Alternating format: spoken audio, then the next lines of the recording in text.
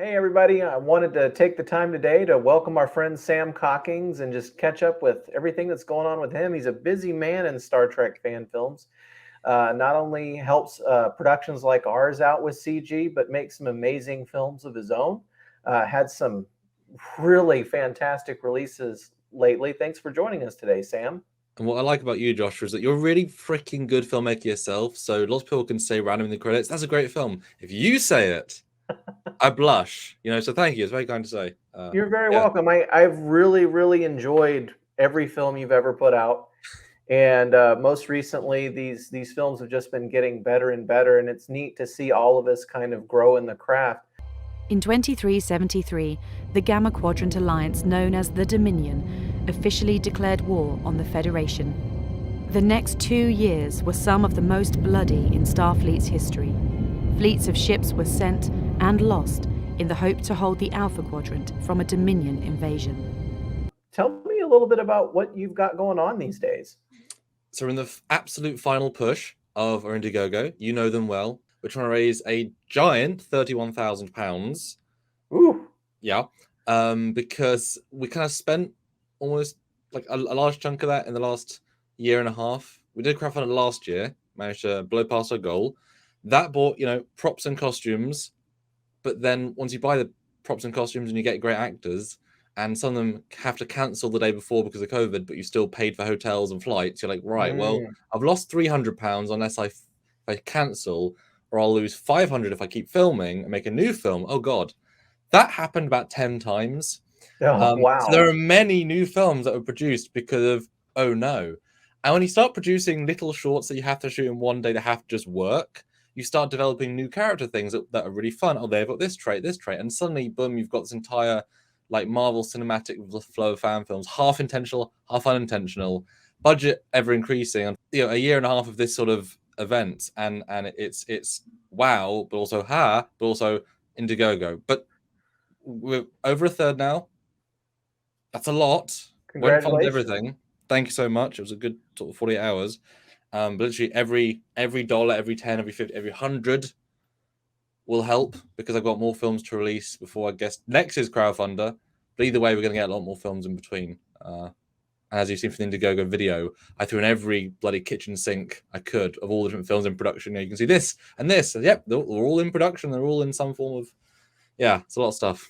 And people who don't make films, sometimes they don't realize how fast that money just evaporates. I mean, because Mm-hmm. Mm-hmm. it's not just costumes, it's not just props, it's Mm-mm. flights, hotels, but it's Mm-hmm. also things like you feed everybody while they're there, you buy them food, you have to run errands. It's little things like, oh, we need some gaff tape, or we need new cards for the camera, or I mean, Mm-hmm. Mm-hmm. there's just so many. We got to run to Walmart and get some double-sided tape to put the badge on the costume. I mean, $20 here, $20 there, and Mm-hmm. suddenly it's thousands of dollars. It's just like, wow, how did this happen? Yeah. Filmmaking is not, it's not for the faint of heart, that's for sure, and Mm-hmm. it's not cheap. if And if I learned that, so and I can feel your pain there. and when you're so far into a certain film that you really love, passion project, as one of the many I'm doing, like you say, if something goes wrong or you need something new, I mean, you can't not invest that last little bit. But then the view at the time says it's only another 200. You're forgetting you've already put it up by like 1,000, 2,000 to get the actors in and all that such. So, but you need Right. to finish the film. That's why I've and I think you do as well. Creativity and quality should be paramount. And while neither of us spend exorbitant amounts because we're very good with our budget, the Mhm. real costs mount up. And so for £31,000, I was trying to present 26-ish films. That's really good. That is really good. And if you look at any average episode of Star Trek, I mean, you're talking Oh yeah, millions, yeah. even going back to like Next Generation. Mm-hmm. Any average episode of Next Generation is millions of dollars. Where you're making films that are on par with the quality of the Next Generation Voyager era, even That's very better in generous. My some goodness. respects for far less than that. The real thing to keep in mind, I think, here is that, say you tune in, you want to watch an episode of Picard or Lower Decks or something, you pay a subscription to CBS. And that subscription, has a lot to do with how they finance those films. Well, obviously, you can't pay a subscription to fan films. And a lot of people tune in to fan films to see the kind of classic Star Trek that they miss. And so the only way we can afford to make these films is if the fans who want to see them help us. And we're not making money off this. You're not making money. I'm not making money off this.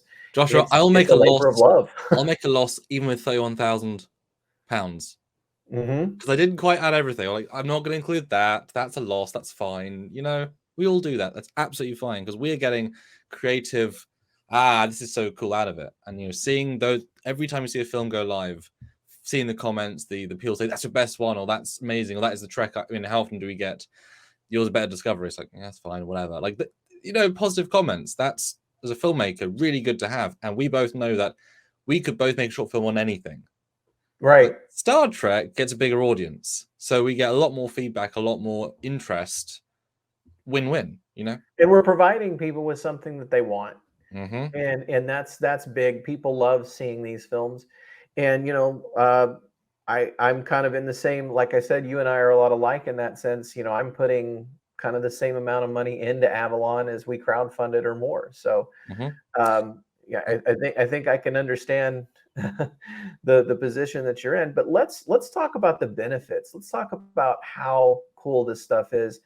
We'll get to the CGI because that's obviously where you stand out. But I feel like with your films, the CG is only like 1/3 of the coolness, because there's this amazing cast of people that you've gone and found.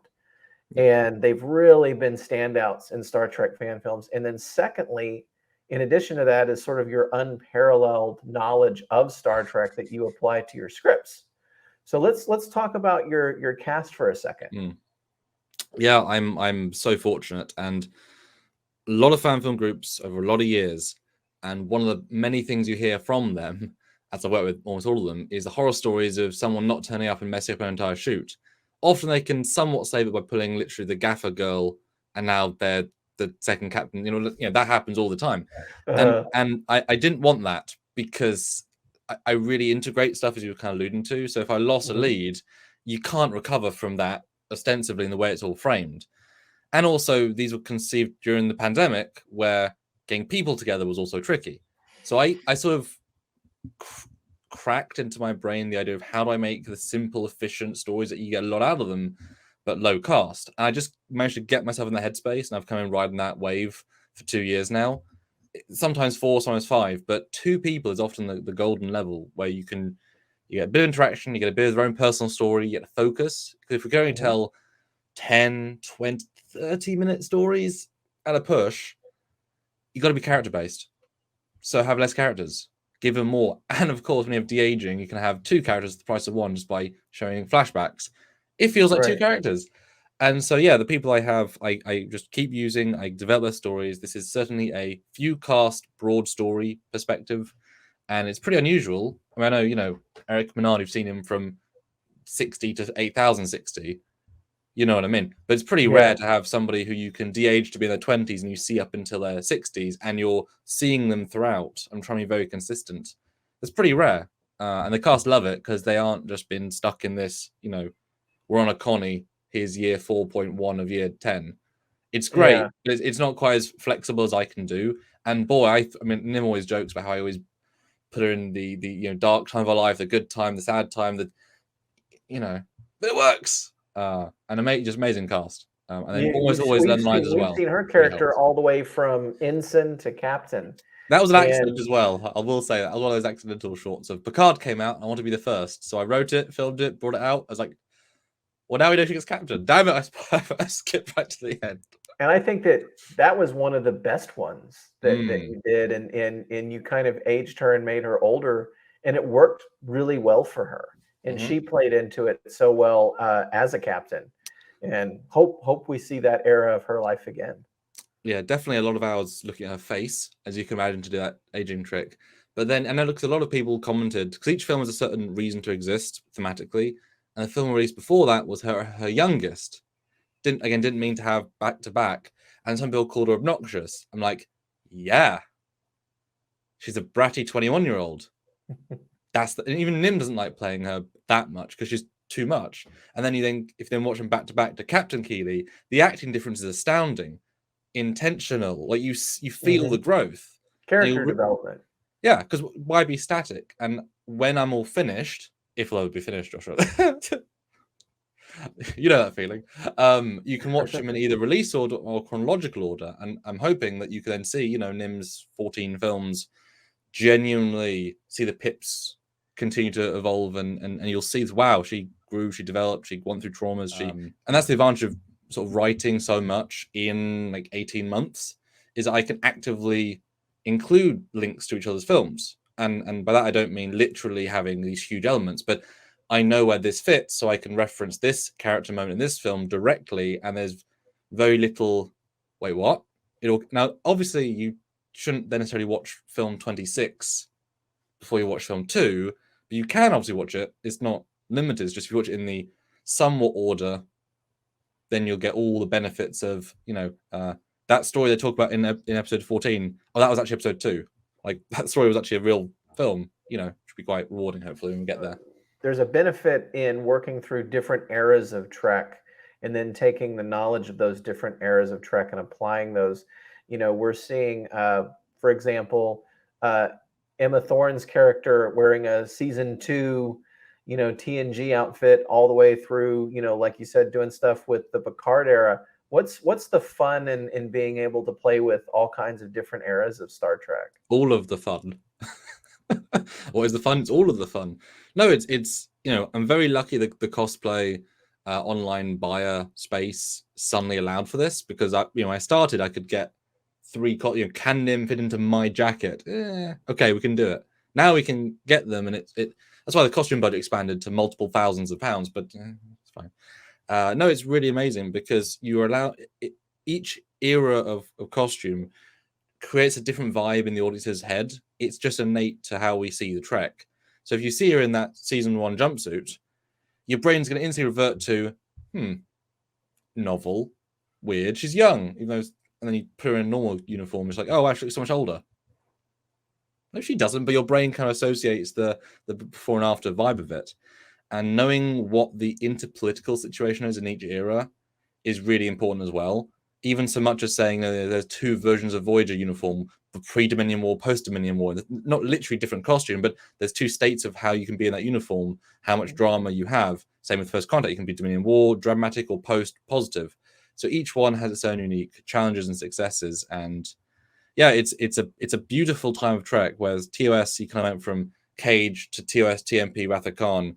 Those 4 uniforms will be real difficult to put together and a lot of time, versus early TNG to Picard, it's like, it's 40 years, 30 years. It's much more compressed, a lot more flexibility.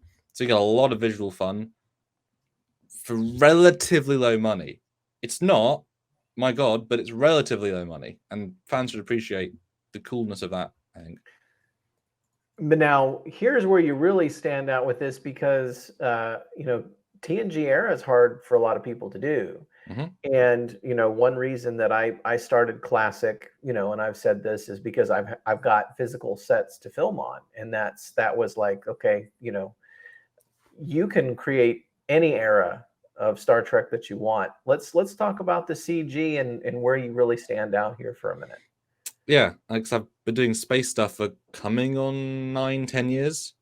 The interiors is relatively new and entirely changed how I could do this.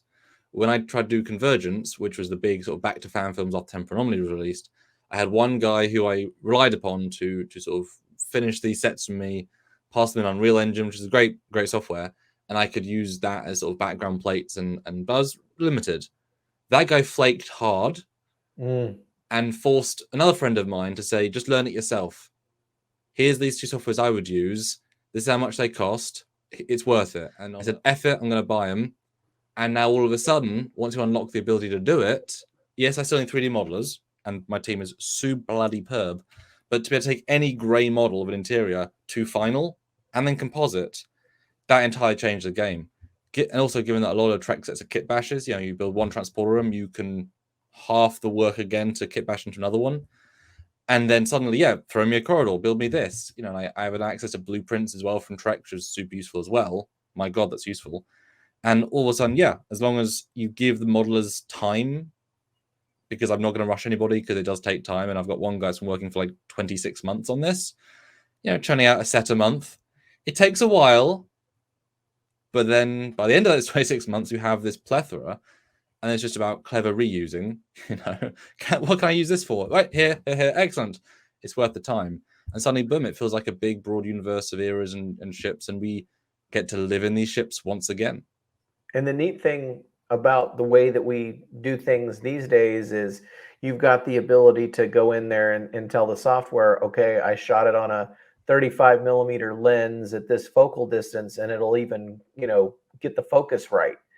You get the correct 35 millimeter depth of field and everything, and so it'll allow the set not just to be there, but to allow the blending to be more realistic. You can work to make the lighting match a lot easier than it used to be. Mm-hmm. Yeah, and it's not just that, but also I do this rather annoying process that sucks on the front end, pays off in the back end. Actually, so I edit the film first. I have every single every single take, every single angle ready to go. I render each version of each angle as a still frame, create a black and white version of the frame. It's called Now Format, where you can pull out whatever you want from that. And I pull that into my software, overlay, so now you just see the character without the background. I then bring in a 6-foot person, or whatever the scales of the actor, put them where they should be. I then scale the shot to that person so they match. I then move that person's picture to where they should be, leaning forward, leaning back. And then I frame the camera based on the perspective that I'm seeing in the shot, and then I can match focus exactly to where they are in the right focal length and know the shot works out. Bloody ages, but I'm actually building it. I'm rebuilding my shot inside the CG, and for the most part, pays off dividends because you're able to approve it as you're doing it. And like you say, match depth, and depth obviously sells every single shot in CG. What you hide almost kind of sells it more. Now, of course, the great benefit to everybody else is that when you go through this process on your own projects, it then benefits other fan filmmakers because you see a lot of these same techniques translating into other films. So it's a situation where you do it for Trek shorts, it benefits other fan films, but then you do it for other fan films and it benefits Trek shorts. It's kind of like this really neat feedback loop where everybody ends up with better films because of it. Yeah, 100%. And we all have this end goal of let's finish these films, but they all take funding, budget, time, effort, and we all want to get better. And yeah, if we can all do that together, no one's making a profit, but if we can all make a zero, that'd be good. You know? I would say that for me, Avalon is a big hole.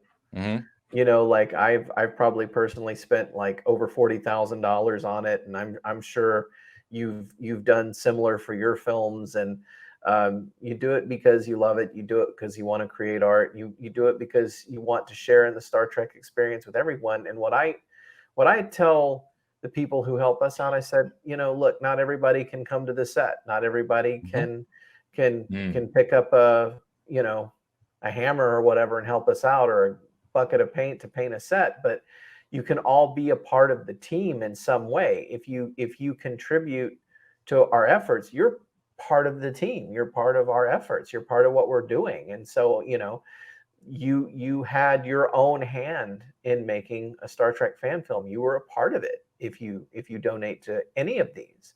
And it's the same with, you know, Trek shorts. If people donate to Trek shorts, they are a part of making that film. They had their own, you know, thing that they can say, I helped make this.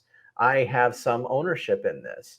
Because these films are not things we own. We put them out into the world. We put them out into the community, and they belong to the community. They belong to Star Trek.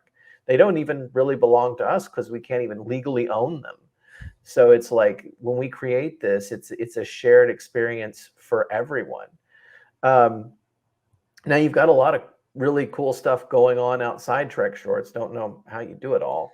Because I was expecting a bit more support at the beginning, I'll be honest. Releasing 6 films this year, I was kind of hoping that with tens of thousands of views, you'd get, 1,000 people giving 15. Yeah. And that would jump you all the way. Not getting that was quite disheartening, obviously, because I literally released this campaign with a full film and then a second full film, which a lot of people do release with a film. No one's released an Indigo with 2 films and 2 trailers. That is entirely brand new for the I'm not gonna do it again. Bloody hell, that was too much work. Now finally at the end we've got some support, and I was, I think we were hit with the cost of living crisis in the world in the summer when we were spending thousands a weekend, and the many weekends flew by and you spent, etc. That was not necessarily on the cards, and certainly not in this degree. And it all of a sudden it hit, and I get that. But I'm also in that crisis.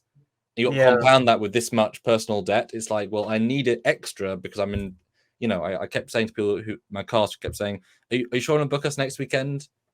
Are you sure, Sam?" It's like I'm doing also on faith that the fans will come back and say, you know what, this is worth it, and we'll be able to put in £15 or £50 or £100 because it's worth it. Hasn't quite been that, but we're getting close to being that. So I'm very appreciative, and hopefully these last 2 days we can, now I've said, £15,000 will be half, and that will be incredible. Really, really incredible. We're not that far off. Well, my viewpoint on it is that everybody has a right to their own art, and your art is as important to you as mine is to me. And so for you to take the time for your own art, you need that time, and that's important. And a lot of us are working on our own stuff anyway, and it's going to be a while before we're even ready to come to you. So wasn't really that big of a deal to me. But you do have a lot of really cool projects that you're working on outside of Trek Shorts. Let's briefly talk about those. What other projects are you working on? Well, like 3 Avalon films, including the big one, which I'm very excited for. And I'm going to be pitching some sub shots that he's like, just add this in, it'll look really cool. So that's exciting. And obviously, I know I helped pitch part of the story, which is lovely. I'm glad you kept in all these years later. So that's awesome. God, Dreadnought Dominion, they always release films. I'm very proud to be a continuing partner with them. I push them, they push me. It's great. They throw absolutely random stuff my way, and I say, but add this, and they're like, okay, cool. Tales from the Neutral Zone. Yeah, that's right. Tales from the Neutral Zone. They are, again, another great online continuing group with varied stories, varied characters. I mean, they're probably the most varied of anybody out there, I think, fair to say. And Test of Time is their current one. Real ambitious, almost too ambitious in a good way. It takes more work than they thought, which is fine. That's what Temporal Harmony was. It was way too ambitious, but then took time to. But then at the end of the day, you're like, damn, that was good. Versus something, versus Duty Calls, my film, just person in a shuttle pod. Still hard, but a lot easier. And with Doomsday, that's a film that you and I worked on together. Very well shot, Josh. Very well shot. Same thing with Test of Time. That's a film for Tales from the Neutral Zone that you and I are doing together, and I think it's going to be really interesting when it's finally done. It's going to be very different than the ambitious films that have been released. It's a different kind of story, and maybe a different thing that's been seen in fan films. Again, we opened up the multiple eras of Star Trek, and I think that it'll be neat for people to see that. Yeah, it feels very original. And I know we talked about it in the Indiegogo, so I guess I can say it because I was part of that as well. It's not actually a TOS film. It's a 26th century film. Or 28th. So that's a first. It's actually not a TOS film, even though it's in the TOS era, sort of. So that's really fun. There are scenes that take place in that era, but it's not exclusively a TOS film.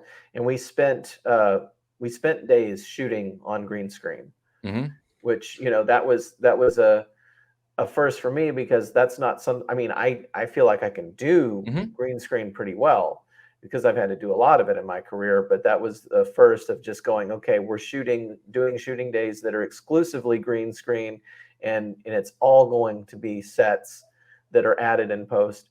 Now, since I've done it for Avalon, I did an entire shooting weekend on a green screen for Avalon, and because it made the most sense. And now I'm like, okay, now we got to figure out what we're going to put back there. But I'm not that worried about it. Yeah. It's one of those things where it's like, it's a fun experience. And a friend of mine built a green screen studio and was just itching to like, we should shoot here. And we went and shot. And he was able to do so many neat things with the lighting, like, oh, you can see the engineering panels, reflecting on his face, and all kinds of really neat stuff that he did. And he was like, isn't this cool? We should do more of this. So it was fun. And so I'm excited to see how those things turn out. You've given stuff away, but there's multiple, universes in Crisis. It's like, well, they need Digital Bridge. You hate building 7, because obviously you could just do white wall or grey wall or something rubbish. But if it's meant to be a hero bridge with a hero ship, there's a hero legacy, you're copping out by having something cheap behind them when you could just build a simple CG, well-made, very nice version of what it should be. That, I've got some bridges already, as you know, like it opens up the scale so much. My God, etc. But another project you reminded me of, Farragut Forward, for sure, the surprise back team, John Broughton and whole team all back with Johnny Case, who's filming. The other big ambitious film with budget, because they actually went for $30,000 as well, which was the big inspiration of maybe I can achieve what I want to achieve. And yeah, TMP, proper motion picture era, really hardcore stuff, but like so much production quality is going in, so much investment. It's going to be a whole new level of wow. Read the script, great script, a lot of CG, a lot of simple CG that works very effectively, and that's a fun ride. That's a fun ride. Although I'll tell you a funny little aside. I mean, the movie era, right? They're big into the movie era. It's all anamorphic widescreen. Oh, so wow. I did like the first 20 shots in anamorphic widescreen, and then the director said, "No, we want it in normal widescreen." Oh wow! So I had to reframe every single shot from scratch, and that because I'm building them as this, and by shifting this, it does more than you think. So I had to rebuild every single shot from to a new version. It went from 240 to like 185 to 1. Just normal white, because apparently he loves widescreen more than cinematic. I'm like, these ships are designed for anamorphic. Damn it! So I spent an entire day, like an entire 9-hour day, reframing and re-rendering all the shots. Oh man! Because they didn't tell me, because I assumed because it's the movie era. Right. It's the movie era. What do you mean? It's fine. Just that was a learning curve to swap back in. And I think that a lot of people are really fascinated to see that one, because we've seen a lot of really cool screenshots that they've shared, and a lot of cool BTS. And so I think that's one people are really excited for. I think that this is just a great era for fan films right now, because it really is. For two reasons. One, we've got a lot more stuff coming out than ever before. A lot more people are making fan films than ever before. They're making really good fan films. People are enjoying the products that are coming out, the fan films that are coming out.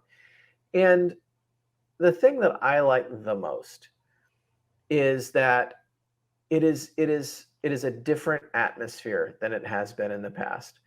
We're all in this together, I feel, and I really, really like that we all support one another in what we're doing.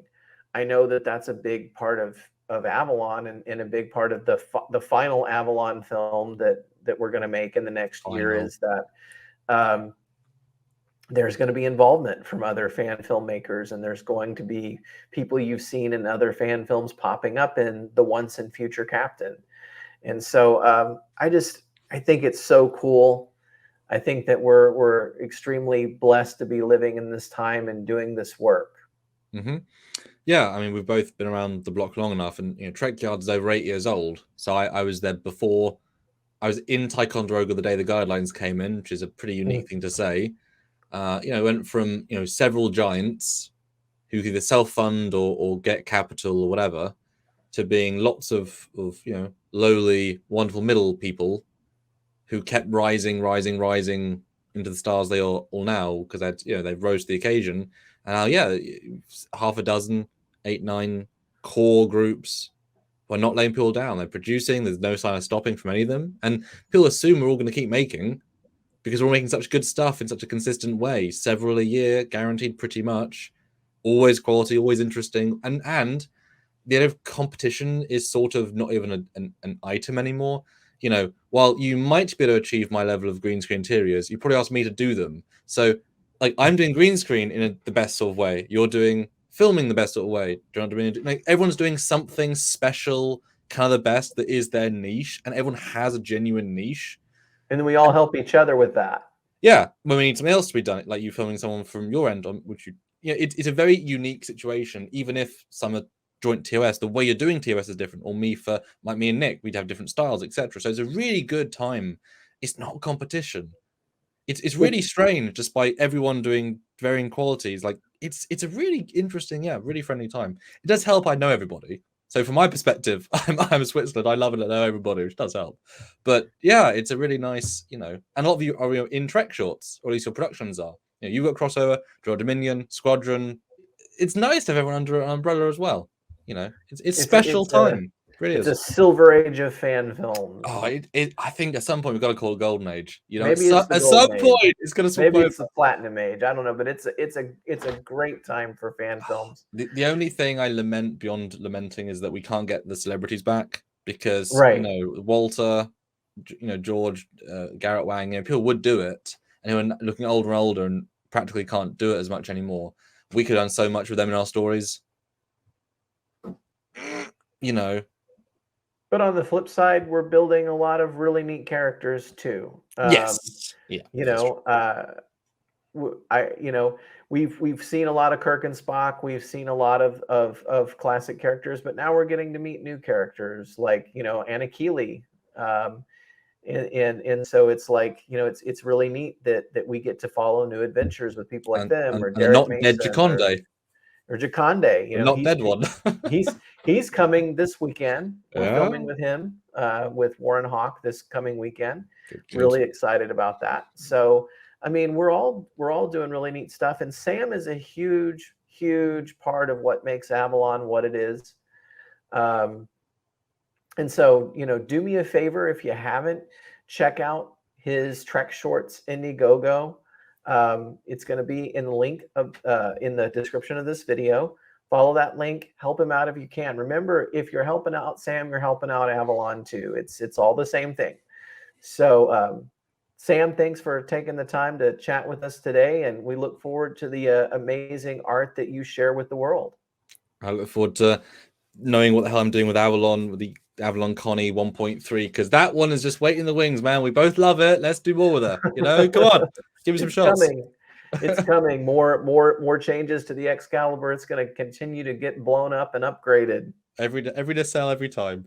But yeah, so thank you so much. And yeah, do support if you can. And we're going to keep making films, recent films, but please make it easier for us. Okay, Sam. Well, you have a great day, and we'll catch up with you soon. Thanks, Joshua.